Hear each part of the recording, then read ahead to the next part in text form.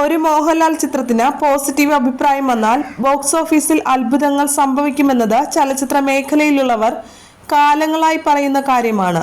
എന്നാൽ മോഹൻലാൽ എന്ന താരത്തിന്റെ ബോക്സ് ഓഫീസ് പൊട്ടൻഷ്യൽ അളക്കാൻ കഴിയുന്ന ഒരു ചിത്രം വന്നിട്ട് ഏറെക്കാലമായിരുന്നു. ആ കുറവ് നികത്തിയിരിക്കുകയാണ് ജിത്തു ജോസഫിന്റെ സംവിധാനത്തിൽ മോഹൻലാൽ നായകനായ നേര് എന്ന ചിത്രം. ക്രിസ്മസ് റിലീസായി ഡിസംബർ 21-ന് തിയേറ്ററുകളിലെത്തിയ ചിത്രത്തിന് ആദ്യ ദിനം മുതൽ പോസിറ്റീവ് അഭിപ്രായങ്ങളാണ് ലഭിച്ചത്.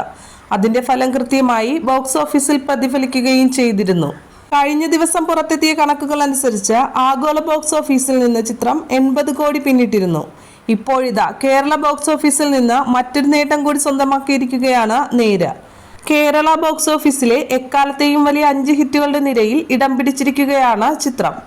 കേരള ബോക്സ് ഓഫീസിലെ ഓൾ ടൈം ടോപ്പ് 5 ലിസ്റ്റിൽ 5-ാം സ്ഥാനത്താണ് നിലവിൽ നേര്. മമ്മൂട്ടി നായകനായ അമൽ നീരദ് ചിത്രം ഭീഷ്മപർവത്തെ മറികടന്നാണ് നേര് ഈ നേട്ടം സ്വന്തമാക്കിയിരിക്കുന്നത്. കേരള ബോക്സ് ഓഫീസിലെ ആൾ ടൈം ടോപ്പ് 5-ൽ നിലവിൽ 3 മോഹൻലാൽ ചിത്രങ്ങളാണ്. പുലിമുരുകനും ലൂസിഫറുമാണ് ലിസ്റ്റിലുള്ള മറ്റ് 2 മോഹൻലാൽ ചിത്രങ്ങൾ.